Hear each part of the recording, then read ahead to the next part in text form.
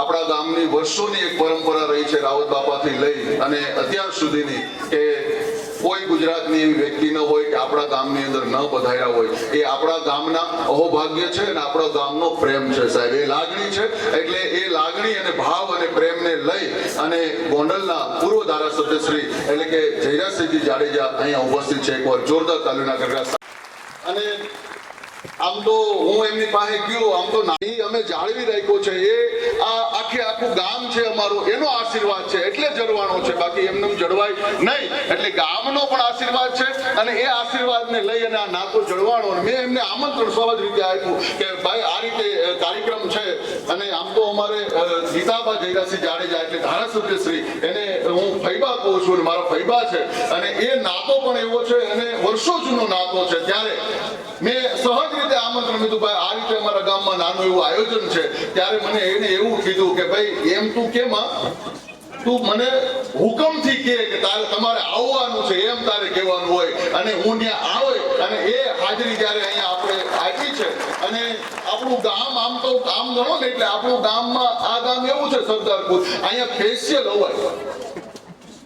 કોઈ નીકળતા હોય ને રસ્તેથી તમારે અહીંયા આટો મારીને જવું હોય તો ન જઈ શકો, સ્પેશિયલ આવી શકો એવું આપણું ગામ. અને એ ગામની અંદર આવા મહેમાનોની ઉપસ્થિતિ છે. અને મને પછી એમણે કીધું હતું કે ભાઈ મંદિર ને બધું શું બધું બરાબર છે. એટલે ત્યારે મારે એને કહેવું પડ્યું કે અમારા ગામમાં બધા જ ભાઈઓનો એટલો બધો સાથ સહકાર અને ફંડ અને ફાળો અને બધી વસ્તુ થઈ ગઈ છે, કોઈ ચિંતા નથી. પણ પડકારો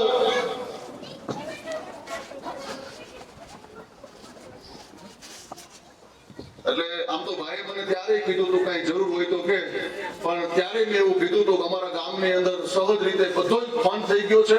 અને ભાઈ આમ તો અમારે એક જ દિવસનું ધુવાડા બંધ જમણવાર હતું, પણ આ 4 દિવસનું ધુવાડા બંધ જમણવાર પણ અમારા ગામમાં થઈ ગયું છે. અને અત્યારે પણ એવું પૂછાવે છે મને કે કઈ જરૂર હોય તો કે, પણ અત્યારે કોઈ જરૂરિયાત આપણે ફંડની છે નહીં. અને ગામ સમજ બધું થઈ ગયું છે. અને જરૂર પડે તો મારે અને આપણા ગામને એવો નાતો છે. અને કોઈ વ્યક્તિ અડધી રાતે 12 વાગે જઈ અને જયરાજસિંહ જાડેજાનો દરવાજો ખખડાવવાનો મને અધિકાર છે. એટલે આપણે અડધી રાતે ફંડ લઈ આવશું, પણ ભાઈ અત્યારે કોઈ જરૂરિયાત છે નહીં. અને બધું ઠાકર મહારાજની અને રામની કૃપાથી બધું બરાબર થઈ ગયું છે. અને આમ તો ગણેશભાઈ એટલે જયરાજભાઈના દીકરા એ અત્યારે ખૂબ સારી એવી કામગીરી કરે છે. અને જેમની કામગીરી ઉપર ગુજરાત સરકારને જેની નોંધ લેવી પડે. અને કોરોના કાળની અંદર જેમણે ખૂબ સરસ કામગીરી કરી છે. અને આ વર્ષોની એક પરંપરા એમની લોક સેવાની જે પરંપરા છે વર્ષોથી આવેલી આવે છે. ત્યારે વિશેષ કોઈ વાત ન કરતા આપણે જયરાજસિંહ જાડેજાનું સન્માન કરવું છે. ત્યારે હું અહીંથી ગામના જે આપણા જે આગેવાનો છે બધા જ સમાજની અંદરથી આપણે એક વ્યક્તિઓને બોલાવી અને અગ્રેસર ફૂલહાર કરી અને આપણે સન્માનના દોર તરફ જવું છે. ત્યારે હું જકાભાઈ ઉમલને વિનંતી કરીશ કે ફૂલહાર કરી અને સન્માન કરશે. પણ વિનંતી કરીશ કે તેઓ પણ ફૂલનો હાર પહેરાવે અને સન્માન કરે. તેમજ હું કાળુભાઈ ચાવડા એમને તેમજ અમારે નાથાભાઈ વઘાસિયા છે એમને વિનંતી કરું કે તેઓ પણ અહીંયા આવી અને ફૂલનો હાર પહેરાવી અને સન્માન કરશે. તેમજ અમારે રામકુભાઈ વાળા પણ અહીંયા ઉપસ્થિત છે. રામકુ બાપુને વિનંતી કરું કે તેઓ પણ ફૂલ હાર પહેરાવી અને સન્માન કરશે. તેમજ હરેશભાઈ કાછડિયા પરિવારના હરેશભાઈ કદાચ કોઈ કામકાજમાં રોકાયેલા તો કોઈ પણ કાછડિયા પરિવારના આવી જાય હવા, એટલે એમને વિનંતી કરું કે એ પણ ફૂલનો હાર પહેરાવી અને સન્માન કરશે. તેમજ મનુભાઈ માસ્તર અહીંયા સાહેબ એમને વિનંતી કરું કે ફૂલહાર પહેરાવી અને સન્માન કરશે. અને હું ભાવેશભાઈ ઉંબલને પણ વિનંતી કરું કે ફૂલહાર પહેરાવી અને સન્માન કરશે.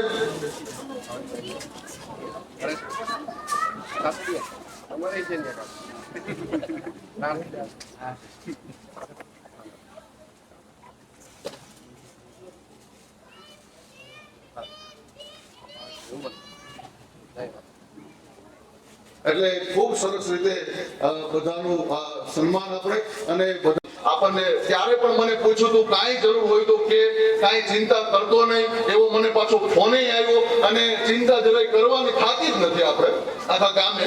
અને સહજ રીતે સરળતાથી બધોય ફંડ અને ફાળો અને બધુંય બરાબર ગોઠવાઈ ગયું છે. એ માત્ર ને માત્ર ઠાકર મહારાજની કૃપા છે.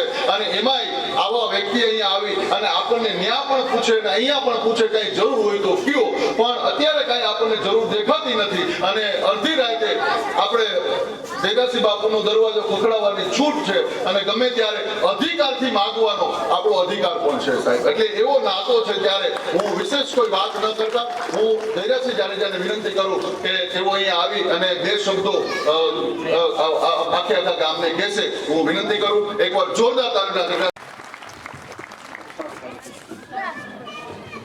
ગામના આંગણે મને લાગે છે કે આજે અહીંયા ગામ સમજની એકતા, તમારા બધાનો ભાવ, અમારા ભાઈ હરદેવની ગામ પ્રત્યેની લાગણી, બધું જોતા ગામનું વાતાવરણ મને ખૂબ સારું લાગે છે. મને આવીને ખૂબ જ આનંદ થયો.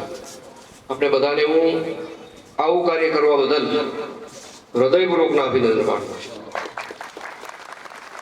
સાથોસાથ આ ગામની હારે, આ પરિવારની હારે સ્વર્ગસ્થ પૂજ્ય રાવત બાપુ હારે અમે ખૂબ સત્સંગ કરેલો. જ્યારે લગભગ હાઈવે ઉપર નીકળવાનું થાય, એકવાર મારા ગામમાં પણ પધારવાની તક મળી હતી આવા જ કાર્યક્રમમાં. એટલે બાપુના નાતે બાપુને પણ હું યાદ કરું છું. બાપુના પૌત્રના નાતે મારા નાના ભાઈ જેવો છે. એટલે કાયમી ભાઈ શ્રી હરદેવનો ને એના પરિવારનો સમસ્ત ગામનો મારી ઉપર આબાદિત અધિકાર છે. કંઈક અટકે તો મને યાદ કરજો. ભગવાન તમારું કઈ અટકવા ન દે ભગવાનને પ્રાર્થના કરું છું, પણ અટકે તો મને યાદ કરજો. વિશેષ હું વાત એટલા માટે નહીં કરું કે ઘણી બધી શાસ્ત્રો કૃતિ હજી ચાલુ હોય. ફરીથી ગામને ભાઈ શ્રી હરદેવનું હૃદયપૂર્વક અભિનંદન પાઠવું. તમે જે રીતે ગામની એકતા મને વાત કરી, ગામની અંદર આહિર સમાજ છે, પાટીદાર સમાજ છે, લેવા પટેલ સમાજ છે, કાઠી દરબારો પણ હશે. આમ બધા ભાઈચારાથી, કૌટુંબિક પરિવાર નાતાથી તમે બધા જે રીતે જોડાઈ ગયા છો.